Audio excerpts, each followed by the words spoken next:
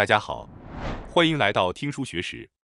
今天我要给大家介绍由认知症专科医生长谷川佳哉所著的《认知症专科医生教您想要阻止大脑老化，就要保护好牙齿》这本书。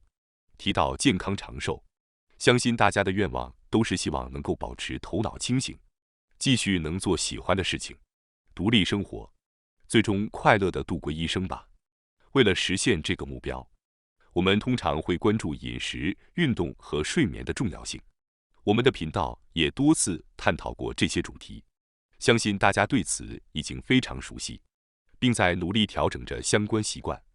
然而，在这期视频中，我想和大家分享一个经常会被我们忽视，却对健康至关重要的要点：保护牙齿以及口腔健康。长谷川医生是日本一位拥有丰富经验的认知症专科医生，至今已经诊治超过20万名认知症患者。他在长期的研究与临床实践中发现，认知症与牙齿及口腔健康有着密不可分的关系。他在书中强调，如果想要预防认知症，避免脑力的衰退，就必须重视牙齿的保养和口腔环境的改善。也许很多人听到认知症与牙齿有关会感到十分意外，但实际上，牙齿健康不仅会影响认知症，还与糖尿病、肺炎、心肌梗塞等多种疾病密切相关。想要预防这些疾病，保护大脑的健康，优化口腔环境无疑是非常关键的一步。然而，口腔健康对全身健康的重要性，可能还没有被足够多的人意识到。尽管大家会花时间在饮食、运动和睡眠的调整上，但真正重视牙齿健康的人却相对较少。在这期视频中，我希望通过分享这本书的核心内容，让大家了解口腔健康对全身健康的深远影响。同时，我们还将学习一些简单实用的方法，帮助大家更好地保护牙齿，优化口腔环境，轻松迈向更加健康的生活。今天视频的内容包括以下3个部分：第一，想要阻止大脑的老化，就要保护好牙齿；第二，全身性疾病的根源，口腔健康的重要性；第三，预防全身各种疾病的最强方法。首先是第一部分，想要阻止大脑的老化，就要保护好牙齿。听到保护牙齿可以阻止大脑的老化这句话，很多人可能会感到疑惑，牙齿和大脑究竟有什么关系呢？即使有人告诉您牙齿健康与大脑老化密切相关，您可能还是难以理解。接下来，我将用简单易懂的方式来为大家解答这一点。在座的朋友是否感觉最近记忆力有所下降？比如很难记住别人的名字，或者觉得思维变得迟钝，不再像以前那样灵活？即使不严重，有时是否会感觉头脑不够清晰，学习和工作的效率也有所降低呢？其实，这种状况是可以通过一个非常有效的方法来改善的，那就是保护牙齿。听到这里，您可能觉得难以置信，为什么牙齿和大脑的老化会有关系？其实，答案就在于我们大脑与牙齿之间紧密的联系，这背后有着科学的解释。我们从出生到死亡，始终依靠口腔来摄取食物和营养。即便失去了手和脚，我们依然可以生存。但如果没有口腔的正常功能，我们是无法活下去的。生存依赖于进食，而进食需要通过牙齿咀嚼来完成。因此，牙齿和口腔对于生存至关重要。为了确保这一功能，大脑将与口腔和牙齿相关的区域设计得格外精细。每当我们用牙齿咀嚼时，脑部多个区域都会被激活，从而提升大脑的活力。然而，随着年龄的增长，牙齿脱落或咀嚼能力的下降，大脑受到的刺激会逐渐减少，这可能加速大脑老化的进程。长谷川医生在书中指出，正是因为咀嚼刺激的减少，大脑的功能开始退化。这听起来或许令人担忧，但好消息是，如果我们能够从年轻时就重视牙齿的保护，持续进行口腔护理，并保持咀嚼能力，就能为大脑提供持续的刺激，增加脑部的血流量，从而激活大脑的功能。换句话说，不论年龄多大，只要牙齿健康，咀嚼能力良好，大脑就会始终充满活力。这也是为什么说，保护牙齿就是在保护大脑。预防大脑老化的关键就在于保护牙齿。事实上，很多接受牙齿护理的认知症患者，其症状得到了显著改善或缓解。这也进一步印证了牙齿健康与大脑活力之间的密切关系。所以，别再小看牙齿的作用，保护牙齿就是为大脑健康打下坚实的基础。接下来，我们将深入探讨牙齿与大脑之间的联系。我们的大脑中有2个重要区域：运动区和感觉区。这些区域分别控制身体的运动和感知功能。或许您听说过这2个术语，但您可能不知道，研究表明，口腔在运动区和感觉区中各占约1/3的面积。如果加上与口腔相连的面部区域，影响范围几乎覆盖了大脑的1半。这意味着，保持牙齿健康、护理口腔，不仅仅是为了口腔本身，而是对整个大脑功能有深远的影响。那么，为什么牙齿与大脑有着如此密切的联系呢？从我们出生的那一刻起，口腔就成为生命维系的关键入口。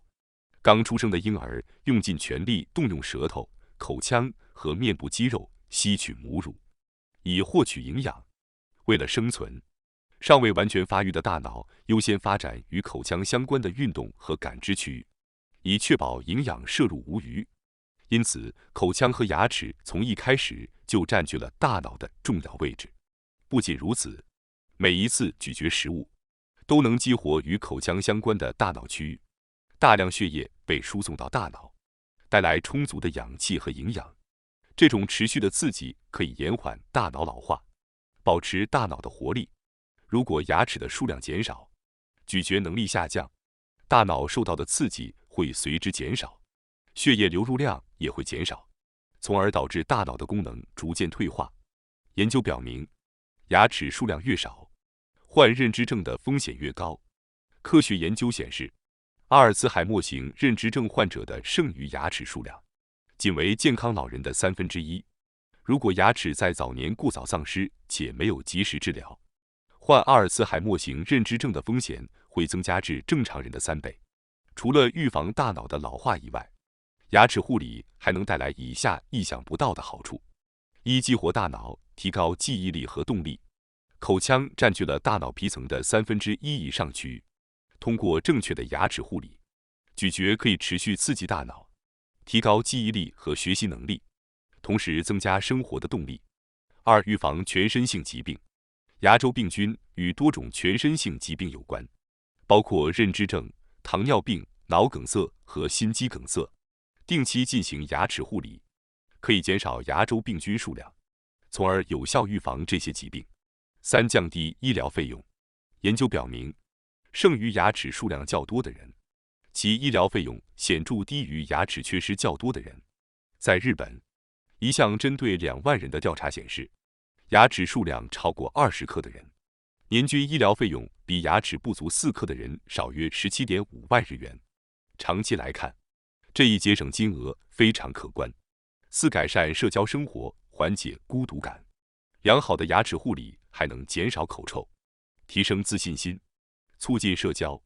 如果牙齿缺失过多，人们可能会不愿在人前说话，甚至因假牙不合适而减少社交活动，增加孤独感。而保持牙齿健康，可以避免这些问题，让人们更愿意参与社交活动。五、享受美食，提升生活质量。健康的牙齿让我们能够随时享受喜欢的食物，而这种乐趣不仅是味觉上的满足，更能提升整体生活的幸福感。喜欢美食的人往往会增加咀嚼次数，进一步刺激大脑，形成越吃越健康的良性循环。通过正确的牙齿护理，无论年龄多大，都可以享受牙齿健康带来的诸多益处，激活大脑，预防疾病，节省医疗费用，改善社交生活，以及保持对美食的热爱。牙齿健康不仅是生活质量的体现，更是延缓大脑老化和提升幸福感的关键。接下来是第2部分，全身性疾病的根源，口腔健康的重要性。或许您从未意识到，许多重大疾病都可能源于口腔健康问题。在口腔健康问题中，最具代表性的就是牙周病。牙周病不仅是成年人失去牙齿的主要原因，还会通过减少脑部血流和刺激，成为引发认知症的潜在因素。换句话说，牙周病可能加速大脑的老化。预防牙周病的第一步就是正确刷牙，以保持口腔清洁并减少牙周病菌的数量。牙周病是一种由细菌感染导致的炎症性疾病，通常因牙齿清洁不到位而发生，特别是牙齿与牙龈交界处的食物残渣和细菌容易堆积，形成牙菌斑，引发炎症症状，如牙龈红肿、出血甚至疼痛。若不及时处理，炎症会进一步恶化，导致牙齿松动甚至脱落。牙菌斑是一种细菌聚集体，在短短4至8小时内便会形成。若不清除，牙菌斑会在约24小时后钙化，成为牙结石。而牙结石只能通过专业清洁去除。牙结石的存在会加重牙周病，因此每天正确刷牙，及时清除牙菌斑是关键所在。牙周病不仅影响牙齿，还可能成为多种全身性疾病的诱因。例如，牙周病菌产生的毒素会引发炎症，炎症物质如细胞因子通过血液进入大脑，促使贝塔淀粉样蛋白的累积。研究表明，这一累积过程可能持续长达25年，最终引发认知症。此外，牙周病的高发年龄为45至54岁，正对应了认知症患者激增的70岁左右这一事实。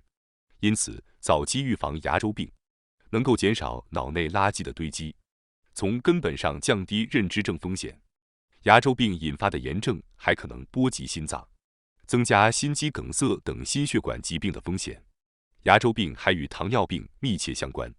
研究表明，牙周病菌分泌的毒素会通过血液传播，引发炎症反应，导致胰岛素敏感性下降，从而增加糖尿病的发病率。实际上，牙周病患者患糖尿病的风险是普通人的2倍。更令人担忧的是，未控制的牙周病会加速糖尿病的进展，形成恶性循环。然而，好消息是，通过清除牙石和牙菌斑，可以显著降低糖尿病的风险。除了控制饮食，维持良好的口腔卫生也是预防糖尿病的重要措施。牙周病不仅增加患糖尿病和认知症的风险，还可能引发中风、心肌梗塞等严重疾病。因此，做好牙齿护理尤为重要。以下是预防牙周病的关键： 1. 正确刷牙，每天认真刷牙，重点清洁牙齿与牙龈的交界处。2. 定期牙科检查，及时发现和清除牙菌斑与牙结石。3. 关注饮食，减少甜食的摄入，避免为牙周病菌提供养分。通过这些措施，不仅可以保护口腔健康，还能大幅降低全身性疾病的风险。希望大家每天用心刷牙，将疾病预防的第一步扎实落实。口腔健康不仅关乎牙齿，更关乎全身的健康。通过正确的口腔护理，我们不仅能预防牙周病，还能显著降低患认知症、糖尿病和心血管疾病的风险。最后是第3部分，预防全身各种疾病的最强方法。前面我们已经提到了，牙齿健康与全身健康密不可分。不良的口腔状况不仅会导致大脑的老化，诱发认知症，还会加速各种全身性疾病的进展。因此，最简单有效的预防方法就是从今天开始正确护理牙齿。这不仅是维护口腔健康，更是守护全身健康的最强手段。接下来，我将为大家详细讲解如何根据每天刷牙的次数，分阶段实施科学的护理方案。本书将护理方法分为以下3个等级：1. 基础护理，适合每天刷牙1次以下的人；2. 中级护理，适合每天刷牙2次的人；3. 高级护理，适合每天刷牙3次以上的人。事实上，大多数人每天刷牙的频率在1到2次之间，能够坚持1天刷3次的并不多。因此，我将重点介绍基础护理和中级护理的内容。首先是基础护理，每天刷牙1次以下的方案。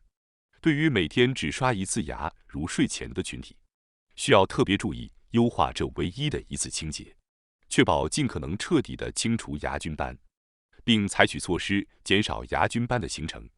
如果每天只刷1次牙，建议将每次刷牙的时间延长到5分钟。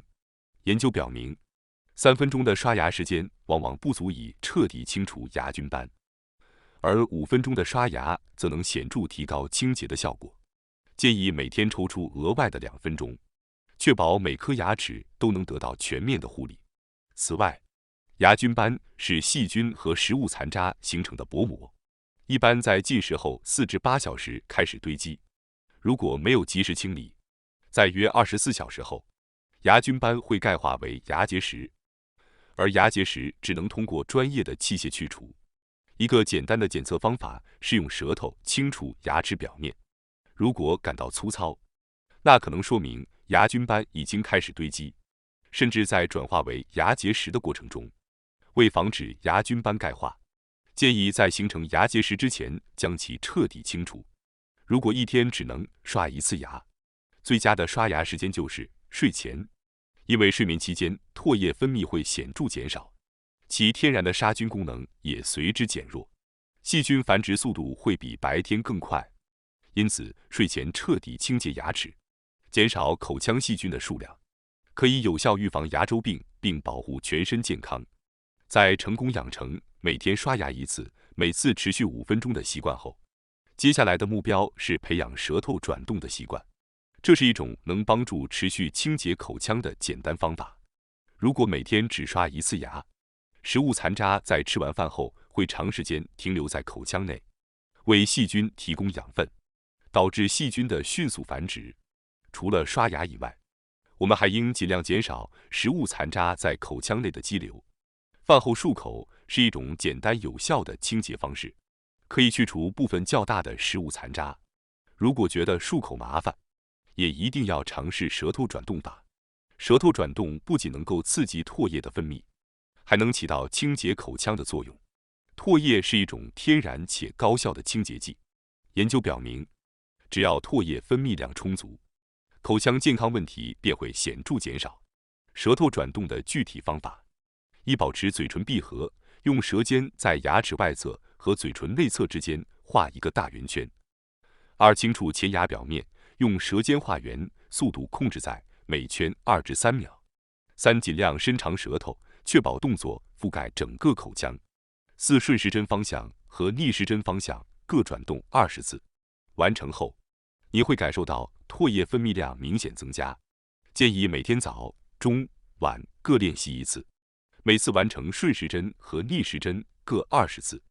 即使在等车或闲暇时，也可以随时进行这项练习。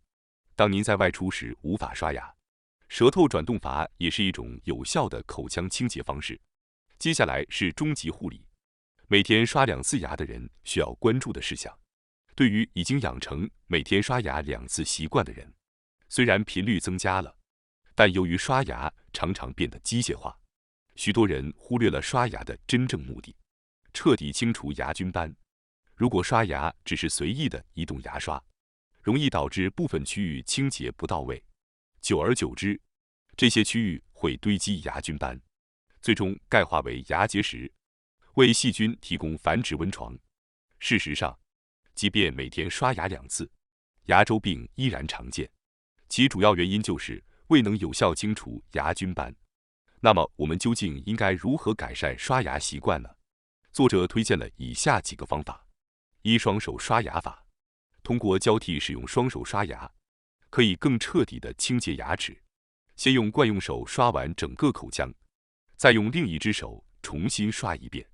使用非惯用手可以改变刷牙的角度，减少清洁的盲区，同时还能刺激大脑，起到一定的脑力训练的效果。2、调整刷牙角度。在刷牙时，将牙刷以45度角贴在牙齿与牙龈交界处，轻轻刷动。这种角度可以更有效地清除牙周病菌，有助于保护牙龈的健康。3、使用牙尖刷或牙线。无论刷牙多么认真，牙刷都无法清洁牙齿间的缝隙，尤其是牙齿排列紧密的部位。数据显示，普通牙刷只能清除大约60%的牙菌斑。为了彻底清洁牙齿的缝隙，必须使用牙尖刷或牙线。美国有一句流行话 "Floss or die"， 其意思是使用牙线或者死。这直白地提醒人们使用牙线的重要性。